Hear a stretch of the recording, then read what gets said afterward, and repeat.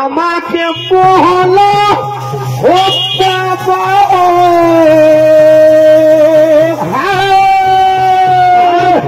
বিষ্ণুকে মোহাইতা চালালা বিষ্ণুকে মোহাইতা চালালা না আহো মোহিতা কয়লা না আহো মোহিতা কয়লা না বাবা গাওয়া ও মোহিতা কয়লা না বাবা সাধু সাধু গাওয়া ও হামা মোহিতা কয়লা না বাবা সাধু সাধু গাওয়া ও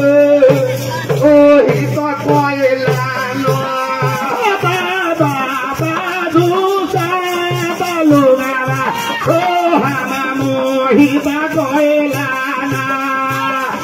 আমাকে মোহালা বাবা হো বিষ্ণুকে মোহাইতা চালালা বিষ্ণুকে মোহাইতা চালালা না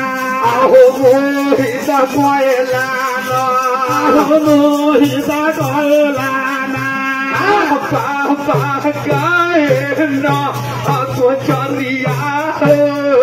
মোহিতা কয়লা না বাবা গায়ে না গোচারিয়া ও হামা মোহিতা কয়লা না বাবা গায়ে না গোচারিয়া মোহিতা কয়লা না বাবা গায়ে না গোচারিয়া ও হামা মোহিতা कयला ना या गोरिया महाराज 56 कोट देवता के मोहले हाँ या उस समय में जब गोरिया महाराज नदीसैरा में जा रहा बा अच्छा वो समय के बाद बा हाँ हो अरे नगीना जी हाँ हो हमनी सहुन के हाँ ये घामे घामे जाई बारी घामे घामे आए हाँ सेवक से के बात रे बात